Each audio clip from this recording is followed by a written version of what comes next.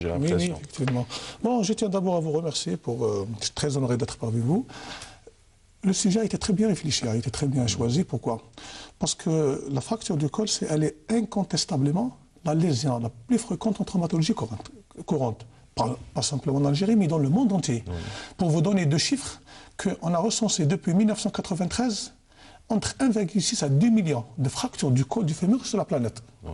Et ce chiffre-là est en train d'augmenter de façon très spectaculaire et très inquiétante pour atteindre, écoutez bien, pour atteindre 6 à 8 millions de fractures. En 2050, ça va avoisiner les 6 à 8 millions de fractures de col par an. Vous imaginez à peu près ce nombre. Donc, ceci dit, c'est la fracture et la lésion la plus fréquente au monde. Quand on voit, c'est un challenge des traumatologues. Deuxième des choses les plus importantes, la prise en charge, elle est très lourde. Pourquoi très lourde? Parce que comme on a remarqué tout à l'heure dans le reportage, qui a un petit peu élucidé le tour de la question, c'est des fractures du sujet âgé, du 3e âge, voire 4e âge. Et ces patients avec leur passé médical, donc, et particulièrement la femme. Les 3/4 de fractures du col, c'est des femmes, en raison avec cette ostéoporose post-ménopausique. Donc vous imaginez à peu près la gravité de la fracture. C'est une fracture qui tue. Pas par la fracture elle-même, mais par les complications inhérentes à cette fracture. Il y a, comme on a vu tout à l'heure, le décubitus. Oui. Il y a les escarres qui s'installent rapidement, il y a les thromboses et thrombophlébites, il y a également les pneumopathies du décubitus ou les infections pulmonaires du décubitus, ce qui fait que cette prise en charge est très lourde. Il nécessite une équipe pluridisciplinaire entre traumatologues, entre rééducateurs ou kinésithérapeutes et entre anesthésistes. D'ailleurs, je vous annonce qu'actuellement, une spécialité est en train de voir le jour, d'ailleurs, elle a vu le jour en Europe et aux États-Unis, c'est la gérontotraumatologie. Carrément. Carrément. Parce que la gériatrie, c'est la médecine du vieux. Donc, on est actuellement en train une nouvelle spécialité voit le jour, c'est la gérontotraumatologie. Pour vous faire à peu près l'importance et la gravité de cette fracture. Ben, on imagine bien, hein, si l'allongement de la durée de vie se poursuit, et ça c'est dû aux avancées médicales, technologiques, pharmaceutiques, etc. Pour prendre un pays tel que le nôtre, je crois que l'espérance de vie pour les femmes est de 82 ans, si je ne dis pas de bêtises, si mes informations ne sont pas fausses. C'est tout à fait normal qu'à 82 ans, quand même à le rappeler une personne qui m'est chère, votre corps se rappelle de tout. Donc les excès, le diabète de type 2, l'hypertension, les cardiopathies. Donc en fait, la complexité de cette maladie, si j'ai bien compris ce que vous nous disiez, docteur Mamri, n'est pas réellement due à la nature de la fracture. C'est surtout l'état du malade, l'âge du malade, le passé médical du malade, mais aussi les complications inhérentes à cette fracture. À cette fracture et post-opératoire. Est-ce qu'on peut rester sans, par exemple, soigner la fracture? Est-ce qu'on peut dire à un patient, écoutez, une patiente, puisque statistiquement on a plus de chances de voir une patiente qui souffre d'une fracture du col du fémur, lui dire, écoutez, madame, voilà, la RALB, on ne peut pas vous opérer parce que vous avez un diabète, parce que vous avez une hypertension, parce que... Au contraire, ça c'est une bêtise et ça c'est vraiment... Pourquoi? Parce que c'est ces gens-là qu'il faut opérer. Il faut, l'objectif essentiel, comme on l'a vu tout à l'heure dans la prothèse, c'est permettre une levée précoce du lit. Oui. Parce que là, le décubitus, il y a beaucoup de complications. Ce que vous appelez décubitus, c'est quand le patient est allongé. C'est ça, quand il reste alité trop longtemps. Donc, quand je vous dis une chose, l'objectif numéro 1 de traitement, pour verticaliser le malade, pour la levée précoce du lit. Parce que les complications qui suivent cette fracture, c'est ces complications qui peuvent causer le décès du malade. Oui. Donc, au moins, je l'ai dit dans un congrès une fois, au moins si le malade ne pourra pas se verticaliser, au moins on va faciliter son nursing. Oui. Par exemple, pour éviter la survenue des escarres. C'est quoi le traitement des escarres, la prévention? C'est le changement de position. Oui. Comment pouvez-vous changer de position à un malade fracturé? Ça fait très mal. Donc, on doit l'opérer, soit le verticaliser, et l'objectif soit le déambuler, mais le minimum, c'est faciliter son nursing. Donc, quand on peut, il faut opérer toutes les malades et dans le meilleur délai. Il faut les opérer. Il ne faut pas condamner un malade au lit. Il ne faut pas le condamner parce que ça, c'est vraiment, quand on le refuse, quand on recuse un malade candidat à ce type de chirurgie, on le condamne réellement au lit. D'autres de vos confrères peuvent dire, voilà, mais c'est une personne qui est malade, dont les chances de survivre, j'allais dire, à l'opération, puisque ça reste une opération chirurgicale. Hein. On voit les prothèses voilà. avec lesquelles Voilà. vous êtes venus pour mieux nous illustrer. On va le voir également au décours du deuxième reportage. Il n'y a pas de petite chirurgie, c'est clair. Il n'y a pas de chirurgie sans prise de risque, c'est tout aussi clair. Voilà, mais lorsqu'il est question, eh bien, de poser des prothèses, on imagine que c'est un peu plus compliqué qu'une... Effectivement, parce que là, c'est beaucoup plus le terrain. Comme je vous disais tout à l'heure, opérer un col, c'est un jeune en très bonne santé, un jeune fort, ça ne pose pas de problème, monsieur. Oui. Mais les gens, certes, les médecins ont toujours... C'est pour ça que j'ai dit tout à l'heure, il faut une équipe pluridisciplinaire. Oui. C'est pour ça que j'ai parlé tout à l'heure d'une nouvelle spécialité qui est la gérontotraumatologie. Parce que là, c'est une prise en charge assez compliquée, assez lourde, mais quand on opère un malade, on lui rend compte service. Oui. Le fait de le déambuler, de le verticaliser, déjà, on va éviter les thromboembolies, on va éviter les escarres, on va éviter les infections pulmonaires. Donc, rien que pour ça, on va pousser les indications vers la chirurgie. Oui. Alors, la gérontotraumatologie, ça serait magnifique, mais déjà qu'on commence par la gérontologie ou la gériatrie, ça serait déjà pas mal. À ma connaissance, je crois qu'il y a un petit service de gériatrie ici dans un des CHU de la capitale. C'est après 2-3 ans comme ça qu'on a commencé vraiment à former des gériatres en Algérie. C'est très récent comme spécialité. Alors là, la gérontotraumatologie, il faut attendre. Puisque parallèlement à tout ça, la médecine avance, les soins sont là, l'État se porte le pays se porte bien, donc les moyens de se soigner sont là, donc il est tout à fait normal qu'on vive plus longtemps. Il serait tout aussi normal qu'il puisse y avoir une médecine qui prenne en charge ces spécificités des personnes âgées, voilà, pour rester élégant. Alors, on l'aura compris, hein, comme l'expliquait votre confrère dans le reportage, une chute de sa propre taille peut suffire à se fracturer le col du fémur lorsqu'on est une personne âgée. Parce que, comme le disait votre autre confrère dans le reportage, lorsqu'on est une personne jeune, à la force de l'âge, pour se fracturer le col du fémur, il faut quand même un peu de très haute énergie. Voilà. Donc, pour dire que pour faire une fracture chez un vieux, il faut 2 éléments essentiels. Il faut un os fragile, qui est l'ostéoporose, et il faut un traumatisme qui est la chute, cette chute qui est minime. Donc, d'où l'intérêt de ces 2 points incitent à une prévention assez codifié. Oui. Pourquoi? Parce que quand vous voyez, quand on fait les choses selon les normes, on remarque que c'est une fracture qui est un traumatisme mineur. Oui. Et ce n'est pas le traumatisme qui casse, c'est cette fragilité osseuse. Donc actuellement, on essaye de lutter beaucoup plus contre l'ostéoporose que contre la fracture. Oui. Donc si on arrive quand même à inoculer cette mentalité de prévenir ce genre de fracture en faisant un traitement hormonal ou un traitement à base de vitamine D, ceci dit qu'on peut prévenir cette fracture. Alors la prévention, on en parlera, mais dans un petit moment, je vous invite encore une fois, et vous très chers téléspectateurs, à suivre ce deuxième reportage consacré à ce sujet qu'est la fracture du col du fémur. Celui-ci réalisé et proposé par Farida Ben Meslen. On regarde. Dans la fracture de l'extrémité supérieure du col du fémur, le trait de fracture est proche de l'articulation de la hanche. Une fracture du col du fémur se produit plus volontiers souvent chez les personnes âgées et plus particulièrement les femmes. Mais alors, pourquoi se casse-t-on si facilement le col du fémur quand on est âgé? C'est en fait lié à 2 aspects. Le premier étant la désormais fragilité de la trame osseuse en raison de l'ostéoporose progressive, essentiellement liée à l'âge. Le deuxième tient à l'extrême pauvreté de la vascularisation de la tête du fémur. Ce sont des fractures articulaires et qui par définition regroupent les fractures du col du fémur et les fractures de la région trochantérienne. Elles sont fréquentes essentiellement chez les sujets âgés parce qu'il y a une fragilité osseuse à partir d'un certain âge et notamment chez la femme ménopausée. Donc voilà, cette fragilité osseuse, elle peut occasionner, suite à une chute banale, une chute domestique, une fracture de l'extrémité supérieure du fémur. La fracture du col du fémur entraîne alitement et handicap, prédictif de complications, voire même d'un décès. Voilà pourquoi ce type de fracture nécessite une prise en charge par des personnels soignants ayant des notions de gériatrie. Ces fractures posent un problème majeur. C'est le problème, chez les sujets âgés, tarés, ils vont entraîner un alitement. Cet alitement, c'est ce qui entraîne la gravité parce que c'est ce qui va entraîner des complications liées à l'alitement. C'est tout ce qui est ce qu'on appelle complications décubitus, à savoir les escarres, les complications thromboemboliques, bronchopulmonaires et les infections urinaires. Et c'est ces complications qui risquent de mettre en jeu le pronostic vital. Alors, c'est pour ça qu'il faut les opérer en urgence, dont l'objectif, c'est de les mettre en position assise et de les verticaliser afin d'éviter ces complications et d'espérer un prolongement de l'espérance de vie. Alors la prévention, elle va consister en quoi? C'est la prévention alimentaire, c'est la supplémentation vitamino-calcique, premièrement. La deuxième prévention consiste donc en un traitement de l'ostéoporose à partir d'un certain âge, surtout chez la femme donc ménopausée.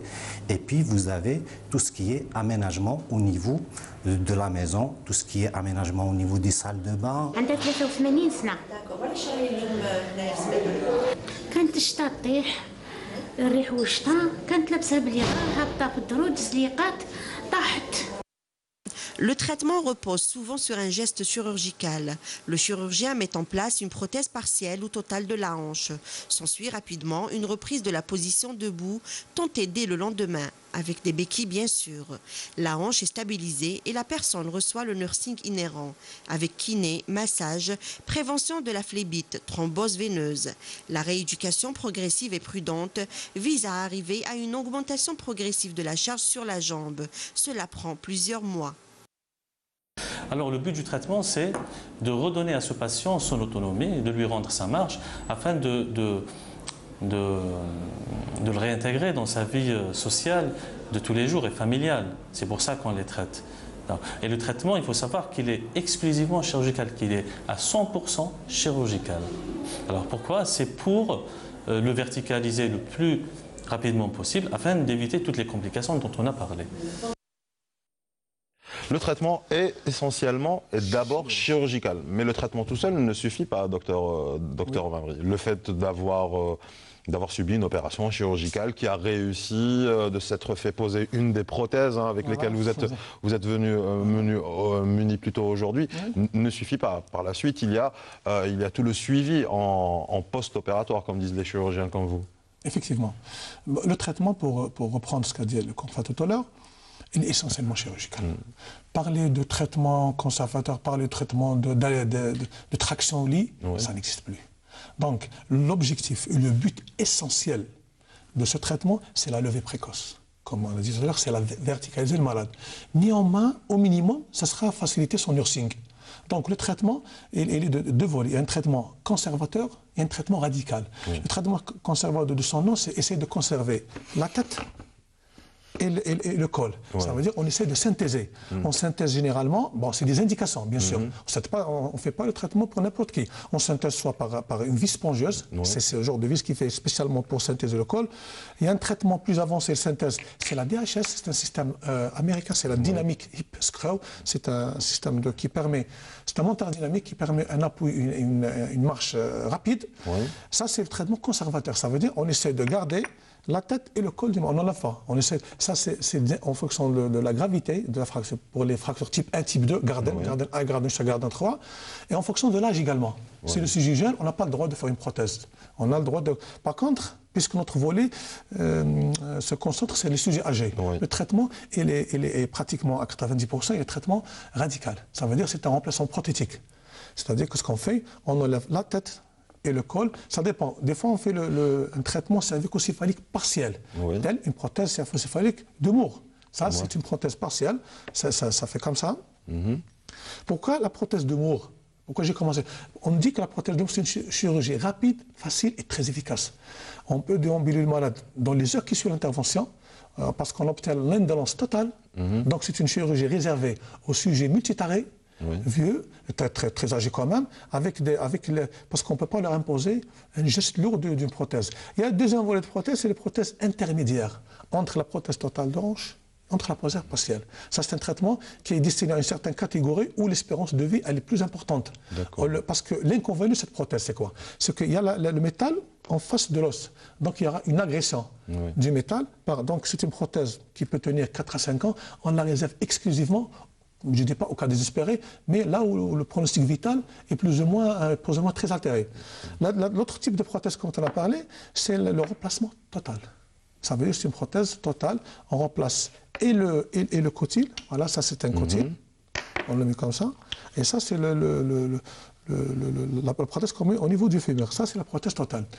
Donc revenons à notre objectif. C'est ça. Oui. C'est la prothèse totale. Comme ça. C'est contrairement à la cervicocéphalique partielle. Oui. On peut aller, les dernières prothèses peuvent aller jusqu'à 30 ans.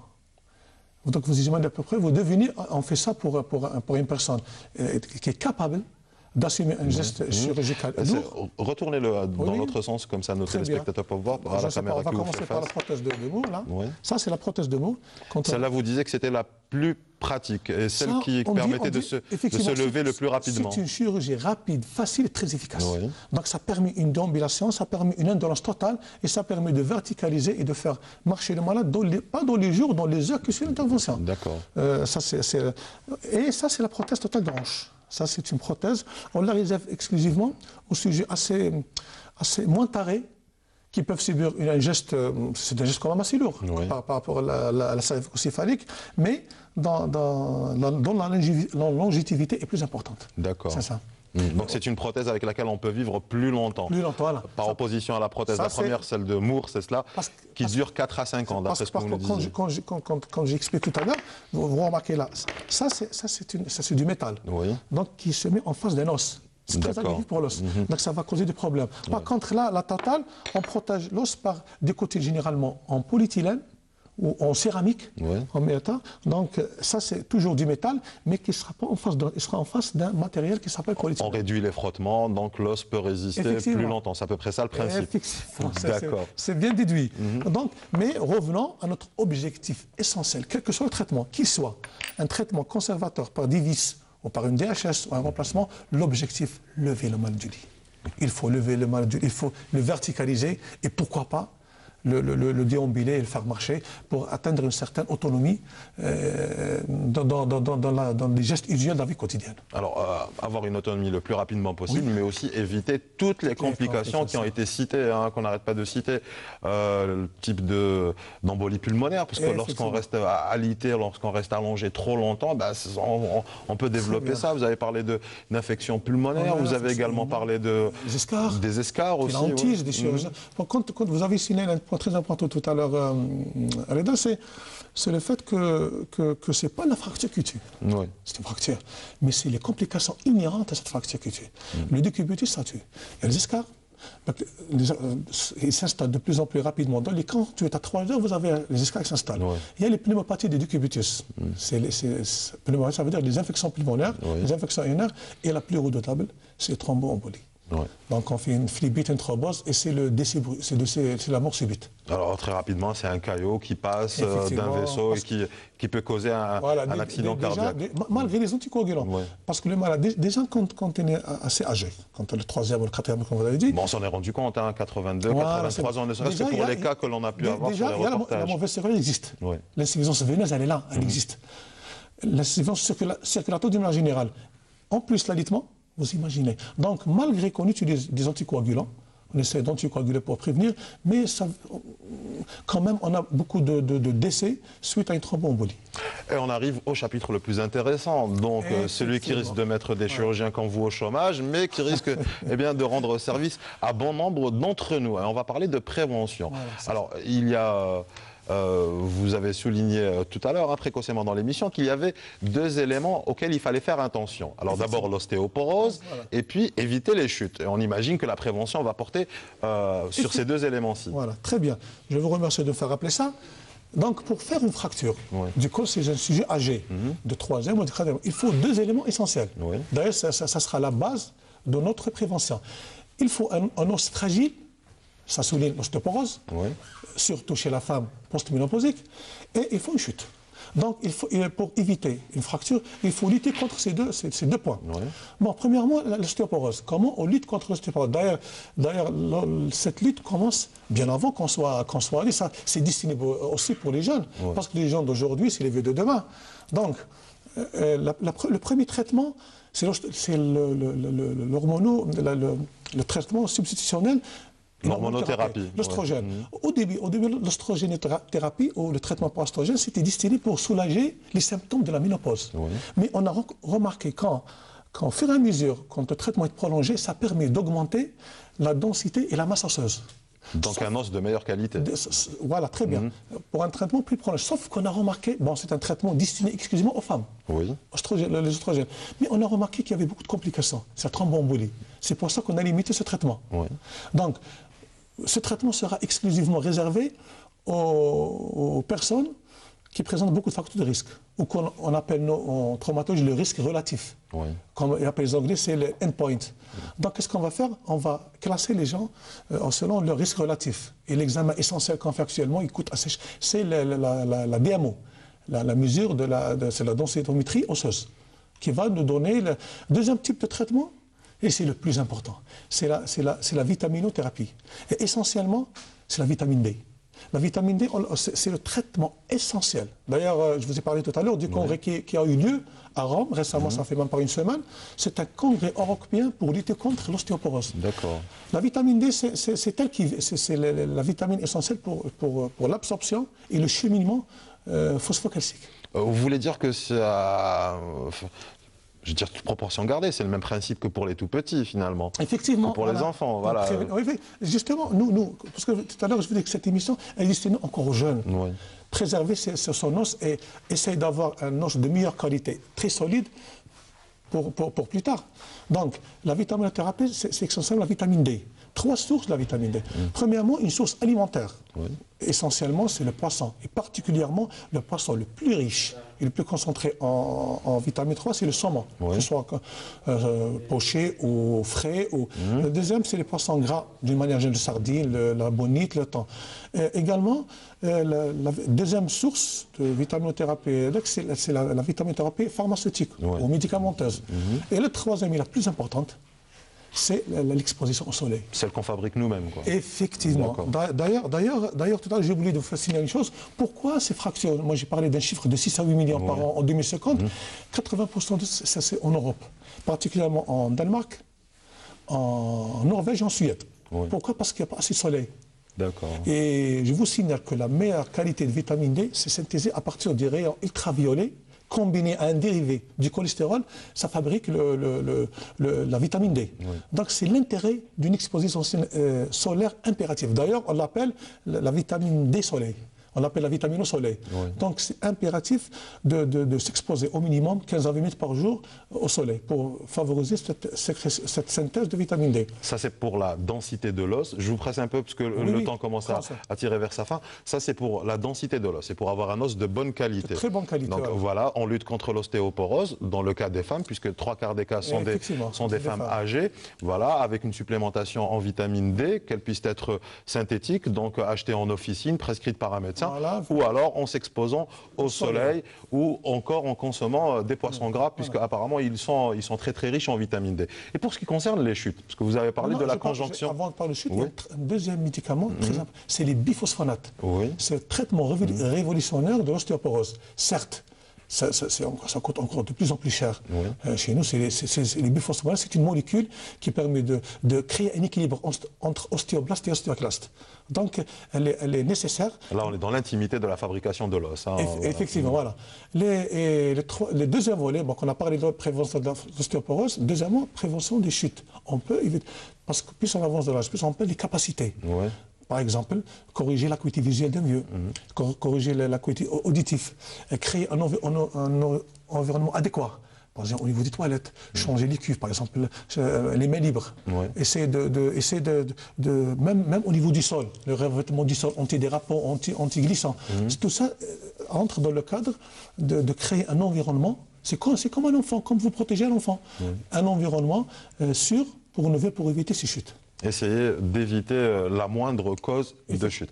Merci beaucoup à vous, docteur Mamri Riyad. Je rappelle que vous nous venez de Constantine, vous avez fait le voyage spécialement pour cette émission et que vous êtes spécialiste en orthopédie et en traumatologie. Merci encore une fois. Merci Je vous en prie.